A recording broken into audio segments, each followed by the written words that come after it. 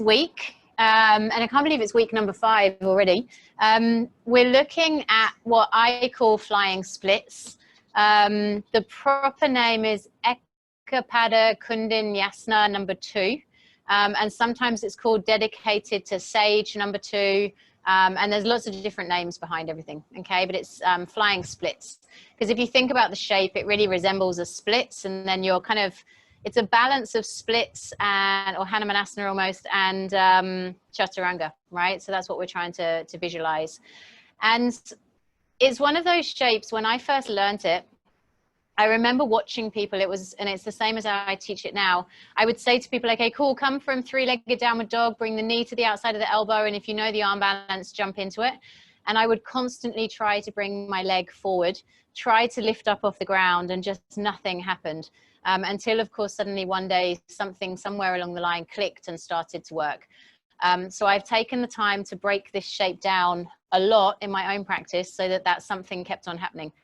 And I want you to know that when that magic happened on one side, it took me about 1.5 years before the other side of my body decided that it wanted to get there as well. So it's definitely one of those more tricky arm balances.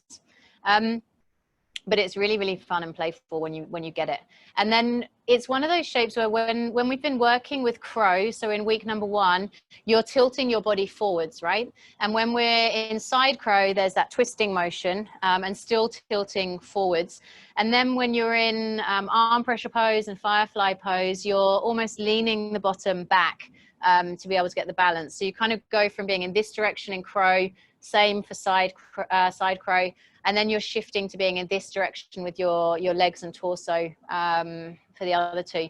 And then this one brings us back to being more like this with our torso, okay? So it's really an interesting shape. And what has to be open to be in it is the groin, because you're taking the leg up and you're opening the groin to hook the arm and leg together here.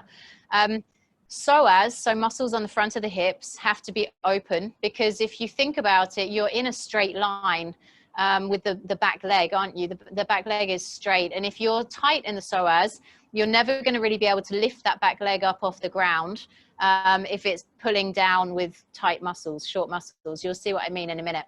And then you want to have open hamstrings, because the leg that's going over the arm is straight. And if that isn't open, that's going to be harder to spread the load of gravity and force across the body as well. And then what has to be strong is your chaturanga. You have to be confident in your chaturanga. The hamstring and glutes on the back leg to lift the leg from the floor are working. So that has to be really strong. And then your inner thigh muscles have to be engaged, to be squeezing the leg that goes over your arm in. So there's lots of different things happening. But really we can make it a bit simpler without having to think about all of those things with our preparation. The wrists, you want to really make sure that you've mobilized and opened up the wrists. And I've talked a lot about wrists over the last 5 weeks. And really kind of, you can do really fast opening and closing. That just pumps a whole lot of blood and nutrients to the wrists as well. You can take a water bottle, this is for strengthening rather than anything, and just hold the hand and do little rolling wrist movements like this, and that's going to strengthen the wrists as well, okay? And then poses that I always have to think about, what can be in my preparation to get into a shape like this? I'll always come to Malasana. So if I just hop into a couple of the shapes and show you now, I'll always come into Malasana. That's the easiest way to get into the groin.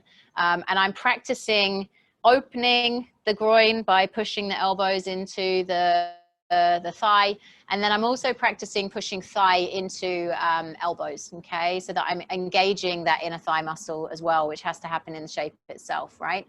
And then I'm thinking about lizard pose, which is pretty much where we need to be to get into the shape.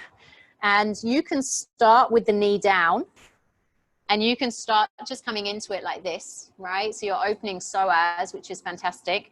But then where you're gonna take it from there is what I call aeroplane lizard, which is with the back leg lifted. So it's a little more strong in the psoas. And then airplane arms. Yeah, you can keep one hand on the ground or you can reach one arm away. You can also do it with the leg down, but it's easier space-wise. And that's kind of really a good practice for what you're coming to. And then practicing this position, okay? Hands down either side of the foot and just coming onto the balls of both feet, because this is one of the motions of coming forward. So your muscle memory gets used to that motion, okay? So that would definitely feature in a practice for me as well.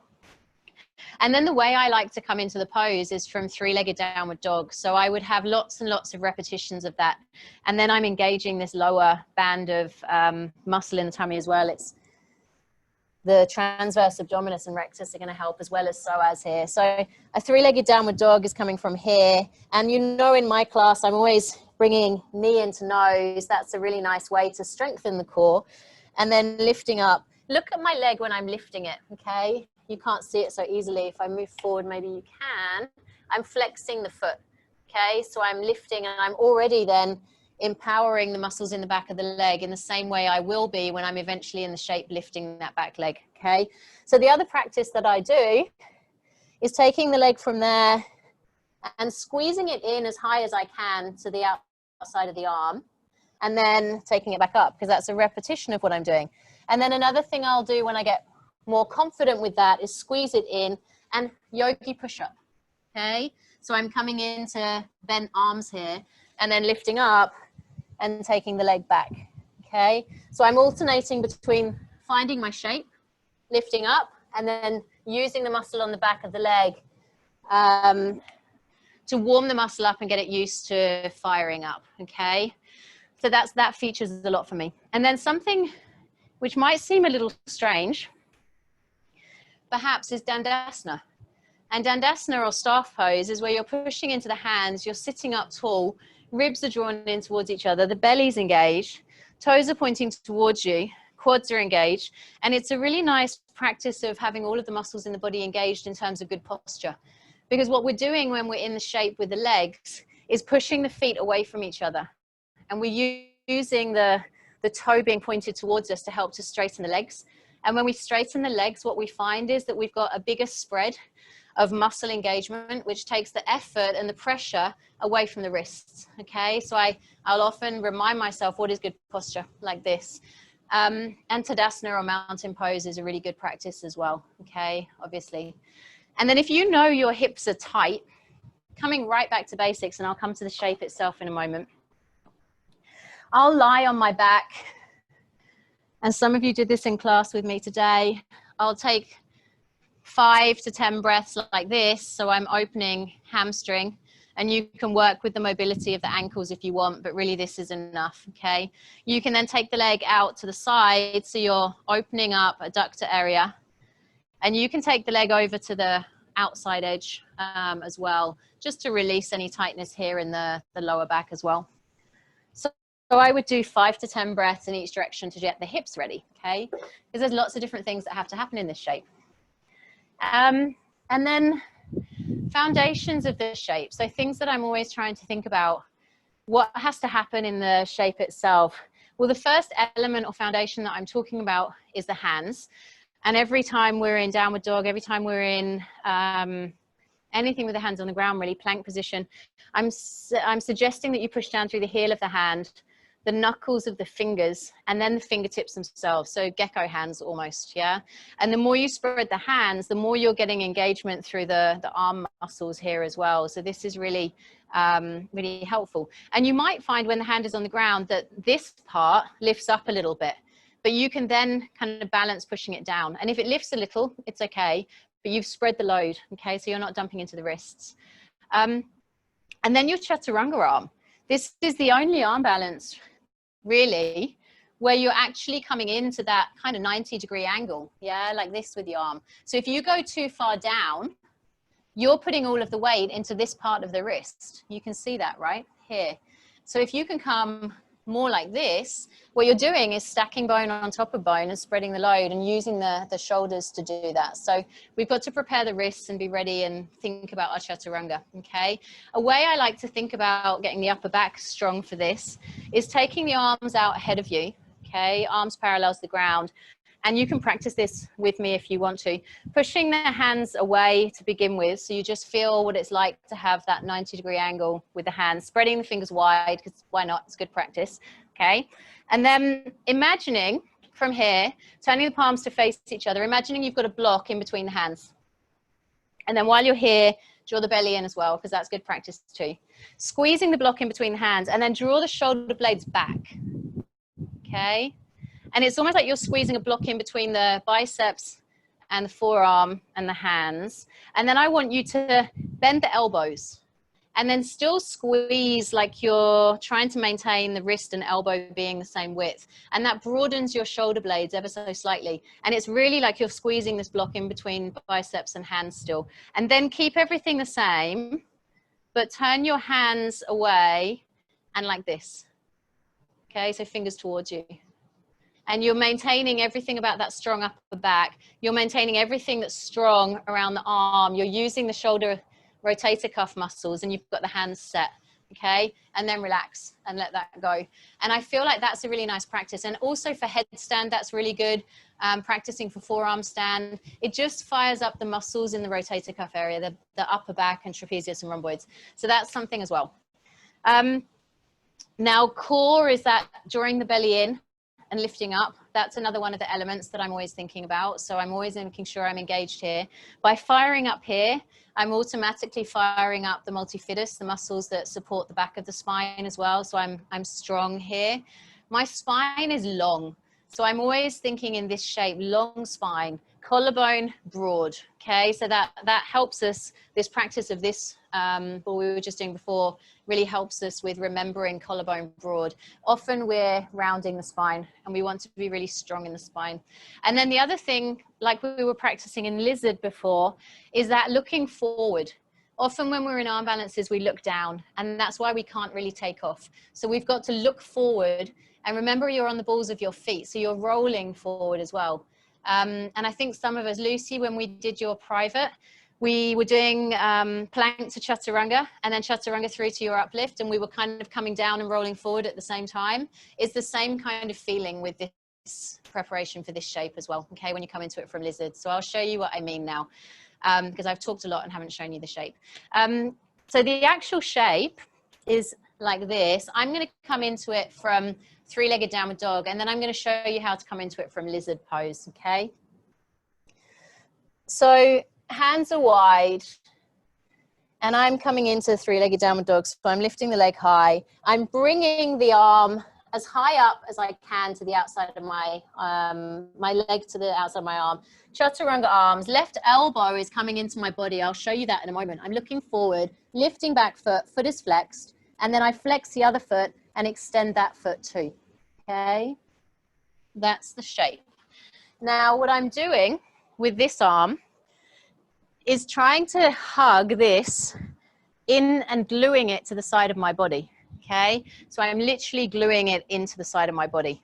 Something you can practice when you're getting used to the shape is bringing the arm in a little bit closer. So you're kind of resting this part of your body onto the back of the arm. And then when you get confident with doing that, then you can take the arm around to the side of the body and glue it in, okay? But it's really that motion of gluing in. And it's that same idea of the block between the hands, yeah? Except you're doing that, all right? So everything is nice and strong. Now we're going to try and come into it from lizard. So I'm going to show you some easy options and then how to come into it a little bit harder as we go. And I'll do it in both directions so that you can see from both sides what's happening with my legs and my arms.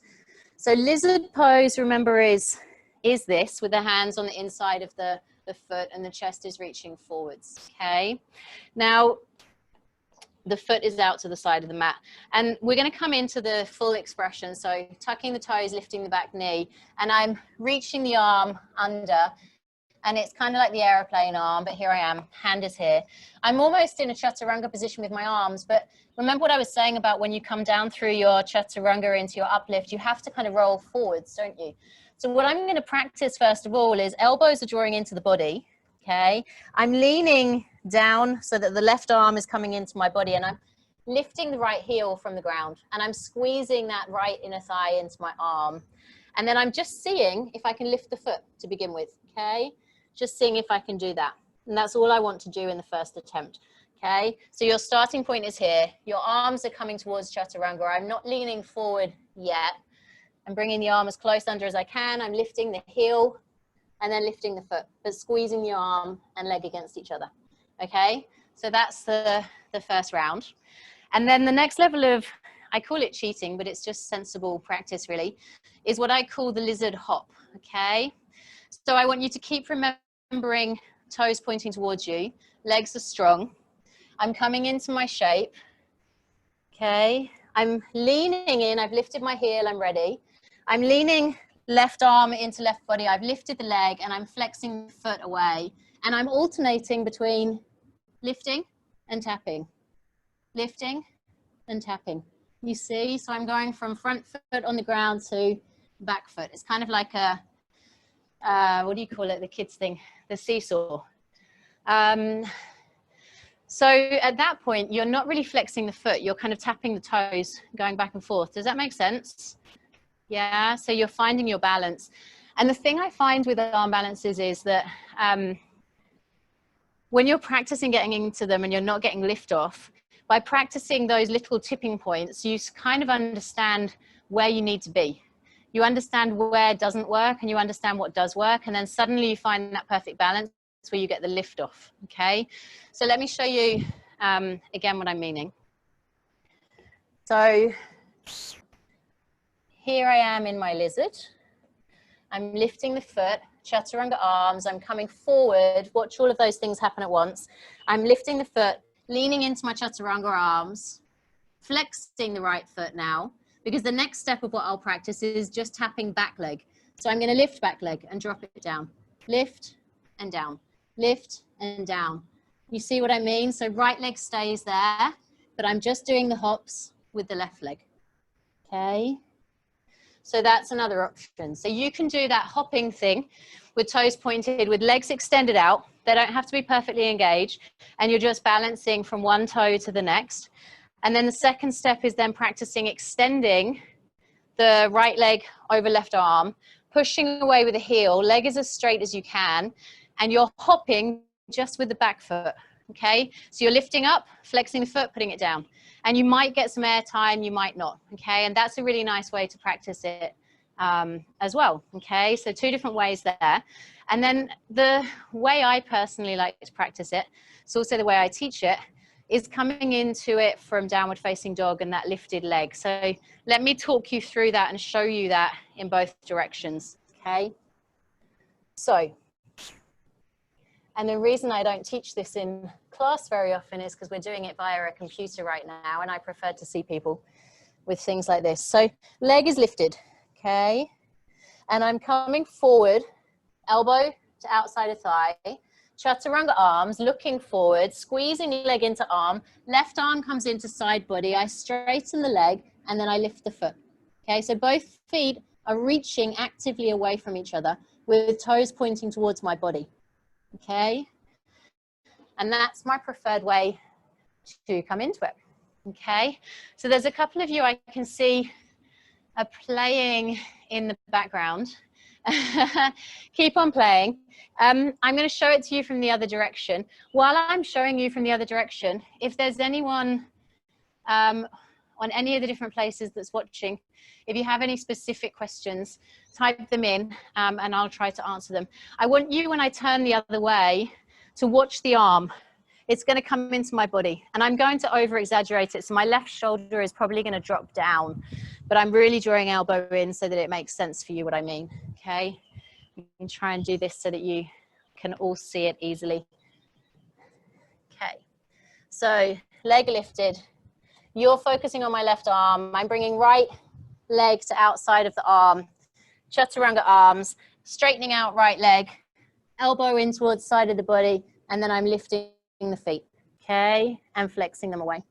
Now, what you'll notice when I bring the arm in, for me, to show you that, is that that left shoulder drops. And we don't want to have the left shoulder drop. It will in the beginning until we find the perfect place. But we actually really want to maintain that broad chest and shoulder. And I used to get really caught up in how high can I lift the back leg. And that was all to the detriment of my upper body. So we want to make sure left shoulder and right shoulder stay in line as much as we can. So practice in the beginning, really drawing that arm in towards your hip. And it's almost like you're squeezing it down towards the hip bone.